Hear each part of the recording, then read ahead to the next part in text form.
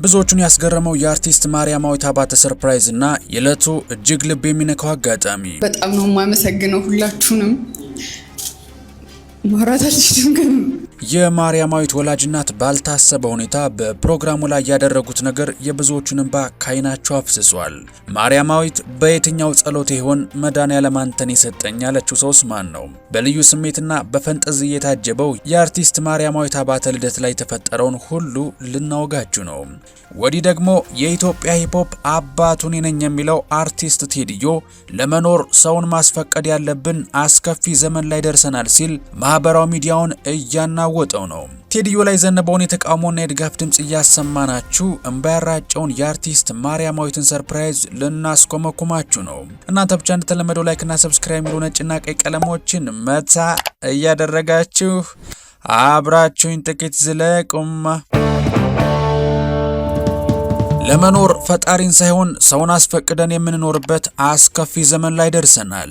ይህ የተወዳጁ የሂፕሆፕ አርቲስት ቴዲዮ ንግግር ነው። አሁን ሰው አስፈቅደ የምትኖርበት ዘመን ላይ ነው የደረስነው። አርቲስቱ አሁን ላይ ኢትዮጵያ ያለችበትን እጅግ ውስብስብ የፖለቲካና የማህበራዊ ቀውስ አስመልክቶ ሲናገር ጊዜውን የለውጥ ሳይሆን የነውጥ ጊዜ ሲል ገልጾታል። ቴዲዮ በንግግሩ በሀገራችን ያለውን ወቅታዊ ችግርና ህዝቡ ያለበትን ስጋት ገልጿል። አርቲስቱ እንዳለው ከሆነ ማንኛውም የሰው ልጅ መኖርም ሆነ መሞት ያለበት በፈጣሪ ፍቃድና በተፈጥሮ ህግ ብቻ ቢሆንም አሁን ግን በሀገራችን ነገሮች ሙሉ በሙሉ ተለውጠዋል። ለመኖርም ሆነ ላለመኖር ማስፈቀድ ያለብን በሰው ፍቃድ የምንኖርበት አስከፊ ዘመን ላይ ደርሰናል ሲል ተናግሯል። ሰዎች ከቤታቸው በሰላም ወጥተው ለመግባት፣ ስራቸውን ለመስራት፣ አልፎ ተርፎም በህይወት ለመቆየት ሌላውን ሰው መፍራት መለማመጥና እንደፈለጉ መሆን የማይቻልበት ደረጃ ላይ መድረሳቸውን ተናግሯል። ቴዲዮ ይህንን ሲል በሀገሪቱ ባለው አለመረጋጋት ምክንያት የሰው ልጅ በነጻነት የመኖር ተፈጥሯዊ መብቱ አደጋ ላይ መውደቁን፣ ክብሩ መረገጡንና የሰዎች ህልውና በሰዎች እጅ መውደቁን ለመጠቆም ነው ተብሏል። ከዚህ በተጨማሪም አርቲስቱ አሁን ያለንበት ጊዜ እውቀትና አቅም ያላቸው ሰዎች ወደ ጎን የተገፉበት ዘመን ሲል ወቅሷል። ቴዲዮ እንደሚለው በአሁኑ ወቅት መድረኩና ስልጣኑን የተቆጣጠሩት ማፈር የማይችሉና እሱ ሰገጤ ብሎ የጠራቸው ሰዎች ናቸው። ይህንን ሲያብራራም አርቲስቱ በአሁኑ አሰራር እውቀትና ጨዋነት ዋጋ እንደሌላቸው ጠቁሟል። እንዲያውም ከሰገጥክና ማፈር ካቆምክ ስልጣን ትይዛለህ፣ የፈለከውን ማድረግ ትችላለህ በማለት ስርዓቱ ምን ያህል እንደተበላሸ በምሬት ገልጿል። ይህም ማለት የተማሩና ለሀገር የሚጠቅሙ ሰዎች እድል አጥተው ምንም እውቀትና ስነ ምግባር የሌላቸው ሰዎች በህዝብ ላይ እንደፈለጉ የሚሆኑበት ጊዜ ላይ መድረሳችንን አርቲስቱ በድፍረት ተችቷል። ቴዲዮ በንግግሩ ሌላው ትኩረት የሰጠው ጉዳይ በትውልዱ ላይ የሚታየው ለውጥ ነው። አባቱንና ሽማግሌዎችን የማይሰማ ስህተቱን የማይቀበል እንዲሁም ለመሞከር ዝግጁ ያልሆነ ትውልድ ለሀገርም ሆነ ለወገን ትልቅ ስጋት መሆኑን አሳስቧል።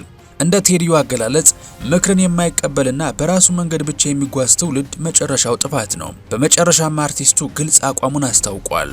እርሱ ሁሌም ቢሆን ከሰላም ወዳዱ ህዝብ ጎን መሆኑን በመግለጽ የትኛውንም አይነት ጦርነትና ግጭት እንደማይደግፍ ተናግሯል። ለጦርነት ምንም አይነት ምክንያት የለኝም ያለው ቴዲዮ ለሰው ልጅ ህይወት መጥፋት ምክንያት የሚሆንን ማንኛውንም አካሄድ አጥብቆ በመቃወም ለሰላም ቅድሚያ እንደሚሰጥ በንግግሩ አረጋግጧል። የቴዲዮ ንግግር ይፋ ከሆነ በኋላም በማህበራዊ ሚዲያ የመነጋገሪያ አጀንዳ የሆነ ሲሆን በአድማጮች መካከል ከፍተኛ የሀሳብ መከፋፈልን ፈጥሯል። በንግግሩ የተደሰቱና ድፍረቱን ያደነቁ በርካታ ወገኖች እውነትም አንተ የህዝብ ድምጽ የሆንክ እውነተኛ ጀግና ነህ፣ እንዲደፍር የተናገርክ የመጀመሪያው አርቲስት ነህ፣ ሌሎችም ዝነኞች ካንተ ድፍረት ሊማሩ ይገባል ሲሉ አድናቆታቸውን በስፋት ቢገልጹም አንዳንዶች ደግሞ አርቲስት ማለት ስራውን ከመስራት ባለፈ እንደ ቴዲዮ የህዝብን የልብ ትርታና ህመም የሚረዳ መሆን አለበት በማለት ድጋፋቸውን አጠናክረው ቀጥለዋል። በሌላ በኩል ግን የአርቲስቱን ንግግር ያልተቀበሉና የሰነዘረውን ትችት በጽኑ የነቀፉ ብዙ አድማጮችም አሉ። እነዚህ ተቃዋሚ ወገኖች እሱ ዛሬ እንዲህ እንዳሻው በድፍረት እንዲናገርና ባለስልጣናትን ሰገጤ ብሎ በነጻነት እንዲናገር ያደረገው ራሱ አሁን ያለው ለውጥ የፈጠረው ነጻነት መሆኑን መረዳት አልቻለም ሲሉ አጥብቀው ይሞግታሉ። ትችቱ በዚህ ብቻ አላበቃም። ሀገር መምራት ራፕ እንደመጫወት ቀላል መስሎታል። እንደ ድሮ ትውልድን ሰብስቦ ማስጨፈርና ዝና ማግኘት ስለቀረበት ተናዶ ነው የሚሉ ፈገግ የሚያሰኙ አስተያየቶችም በስፋት እየተሰነዘሩ ይገኛሉ። እንደውም አንዳንዶች ይበልጥ ጠንከር ባለ ቃል የእውቀት አድማሱ የማይፈቅድለትን የፖለቲካ ዘባርቆሽ ውስጥ መግባት የለበትም፣ አርቲስት በሙያው ብቻ ቢወሰን ይሻላል ሲሉ ንግግሩን አጣጥለውበታል። ይህ በማህበራዊ ሚዲያ ላይ እየተካሄደ ያለው የደጋፊዎችና የተቃዋሚዎች የቃላት ጦርነት ደግሞ የታሪኩን አነጋገር አነጋጋሪነት ይበልጥ አጋግሎታል። እናንተስ የምንወዳችሁ ቴዲዮ ከተናገረው ነገር ተነስታችሁ ከየትኛው ወገን ናችሁ? የቴዲዮን ሐሳብ ከሚደግፉት ወይስ ከሚነቅፉት? እንደተለመደው የሐሳብ መስጫው ላይ ሐሳባችሁን በነጻነት ማስፈር ትችላላችሁ። ታዲያ ቴዲዮ በሀገራዊ ጉዳዮች ላይ በድፍረት በመናገር የብዙዎችን ትኩረት በሳበበት በዚህ ወቅት አርቲስት ማርያማዊት አባተ ደግሞ በበኩሏ ወደ ውስጥ በመመልከትና ወደ ሃይማኖቷ በመጠጋት ሌላ አስገራሚ የህይወት ምዕራፍ ከፍታለች። ታዋቂው አርቲስት ማርያማዊት አባተ የዘንድሮውን የልደት በዓሏን ከተለመደው የጭፈራና የድግስ ድባብ አለያም ሻምፓይን ከመድፋት ባለፈ እጅግ አስገራሚና መንፈሳዊ በሆነ መልኩ ልደቷን አክብራለች። የቅርብ ጓደኛዋ ባዘጋጀላት በዚህ ያልተጠበቀ የሰርፕራይዝ ፕሮግራም ላይ የኦርቶዶክስ እምነት አባቶችና ዲያቆናት በአካል ተገኝተው ጸሎትና ቡራኬ ማድረጋቸው ለዕለቱ ልዩ ግርማና መንፈሳዊ ድምቀት ሰጥቶታል። ይህም አከባበር አርቲስቷ አሁን ካለችበት ጠንካራ የሃይማኖት ህይወትና የውስጥ ሰላም ጋር የተቆራኘ መሆኑን በሚገባ የሚያሳይ ነው እየተባለለት ነው። ታዲያ አርቲስት ማርያማዊት አባተ ከቅርብ ጊዜ ወዲህ ወደ ሃይማኖቷ ይበልጥ እየተጠጋች ለቤተ ክርስቲያን ያላት ፍቅርና መንፈሳዊ ጥንካሬዋ እየጨመረ መምጣቱ ለብዙዎች ግልጽ ነው። ይህንኑ የሷን አዲስ የህይወት ምዕራፍ መነሻ በማድረግ የቅርብ ጓደኛዋ የልደት ፕሮግራሙ ሙሉ በሙሉ በመዝሙርና በሃይማኖታዊ ስነ ስርዓቶች የታጀበ እንዲሆን አድርጎላታል።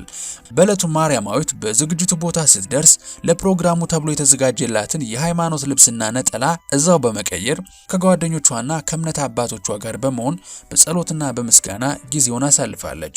በቦታው የነበረው ድባብ ከጭፈራ ይልቅ በመንፈሳዊ መዝሙሮች የተሞላና ለየት ያለ ሰላም የነበረው ነበር። በተጨማሪም ለልደቷ የተበረከቱላት ስጦታዎች እንደ ልማዱ ሽቶና አልባሳት ሳይሆኑ ልዩ ልዩ ስዕለ አድኖችና በእጅ የተሳሉ ሃይማኖታዊ ስዕሎች ነበሩ። እዚህ ላይ ነው የዕለቱ እጅግ ልብ የሚነካው አጋጣሚ የተፈጠረው። የማርያማዊት ወላጅ እናት ባልታሰበ ሁኔታ በፕሮግራሙ ላይ ድንገት ተገኝተው ልጃቸውን ሰርፕራይዝ አድርገዋታል። ሆኖም አከባበሩ በዚህ ብቻ አላበቃም። ማርያማዊትና ጓደኞቿ ደስታቸውን የመቄዶንያ አረጋውያንን በመጋበዝ ማዕድ አጋርተው በደስታ እንዲውሉ ሆኗል። ይህም ልደቱ ተራ የልደት ድግስ ሳይሆን ብዙዎችን ያስደሰተና በምስጋና የተሞላ የታላቅ በጎ አድራጎት መድረክ እንዲሆንም አድርጎታል። ይህንን ድንቅ መንፈሳዊ ድባብ ያለው ዝግጅት በዋናነት ላስተባበረው ያቡ ተብሎ ለሚጠራው ጓደኛዋ ማርያማዊት ያላትን ጥልቅ ምስጋና ገልጻለች። ማርያማዊት ያቡ ላደረገላት ሁሉ ያላትን አክብሮት ስትገልጽ በየትኛው ጸሎቴ ይሆን መድኃኔዓለም አንተን የሰጠኝ? እግዚአብሔር ይመስገን አንተን መከታ ስላደረገልኝ። ያደረክልኝ ሰርፕራይዝ ንግግር አሳጥቶኛል። በህይወቴ ውስጥ አንተን በማግኘቴ እድለኛ ነኝ። በሁሉም ረገድ ወንድሜ ነህ፣ እንዳከበርከኝ መድኃኔዓለም ያክብረ ስትል ምስጋናዋን ገልጻለች። በአጠቃላይ የአርቲስት ማርያማዊት አባተ የልደት በዓል አከባበር ከወትሮ የተለየና ትርጉም ያለው ሆኖ አልፏል። ቀኑን ከወላጅ እናቷ ከልብ ጓደኞቿና ከአረጋውያን ጋር በጸሎት በመዝሙርና በምስጋና ማሳለፏ ለብዙዎች ትልቅ ትምህርት የሰጠ ተግባር ነው ተብሏል። ዝነኝነትና ሀብት ባለበት ህይወት ውስጥ ወደ እምነት መመለስና ደስታን ለሌሎች በማካፈል ማክበር እንደሚቻል ማርያማዊትና ጓደኞቿ በተግባር ያሳዩበት አጋጣሚ ነው ተብሏል። ታዲያ አርቲስቷ በአሁኑ ሰዓት ማርሽፎን የተሰኘ የንግድ ተቋም ከፍታ በቢዝነስ ዓለም ውስጥ የምትገኘው ማርያማዊት አባተ በኢትዮጵያ የጥበብ ዓለም ውስጥ ስሟ ጎልቶ መነሳት የጀመረው በኤፍሬም አማረ ሙዚቃ ቪዲዮ ላይ በነበራት ድንቅ የሞዴሊንግ ብቃት ነበር። ከዚያም በኋላ በበርካታ የሙዚቃ ቪዲዮዎችና ፊልሞች ላይ በመሳተፍ ዝነኝነትን ተቀዳጅታለች። ማርያማዊት በኢንስታግራም ገጿ ቀደምትና በርካታ ተከታዮችን ካፈሩ ታዋቂ አርቲስቶች መካከል አንዷ ስትሆን በተለይ ወደር በሌለውና ሁሌም ቀዳሚ በሆነው ያለባበስ ስልቷ ትታወቃለች። አርቲስቷ ከዚህ በፊት በነበራት ባለባበሷም ሆነ ባኗኗሯ አሁን እንዳለችበት የቤተክርስቲያን ሰው ባትሆንም በአሁኑ ሰዓት ግን በእምነቷ እጅግ ጠንካራ ታታሪና በብዙ የተለወጠች ሆኖ ይነገርላታል። ታዲያ እንግዲህ ኢትዮጵያ ውስጥ እጅግ ቅንጡ ህይወትን ከሚመሩ ጥቂት አርቲስቶች መካከልም አንዷ ናት። ማህበራዊ ሚዲያውን ያናወጠው የቴዲዮ ንግግር ማለትም ለመኖር ሰው ማስፈቀድና የለውጥ ሳይሆን የነውጥ ጊዜ መባሉ ከወቅታዊ ሁኔታ ጋር ምን ያህል ይገናኛል ብላችሁ ታስባላችሁ? እስኪ እንደተለመደው ሐሳባችሁን በኮሜንት መስጫው ላይ አጋሩን። ለቻናላችን አዲስ ከሆናችሁ ደግሞ ኢትዮ ቱሪዝም ሰብስክራይብ በማድረግ ይሄን ድንቅ ቤተሰብ እንድትቀላቀሉ በፍቅር እንጋብዛለን። የምንወዳችሁ ጥንቅራችንን እስከ ማብቂያው ስለታደማችሁልን ሞቅ ያለ ልባዊ ምስጋናን ጀባ እያልኳችሁ በቀጣይ በተሻለ ቪዲዮ እስከምንገናኝ ሰላማችሁ ብዝት ይበልልኝ። ቸር ቆዩልኝ።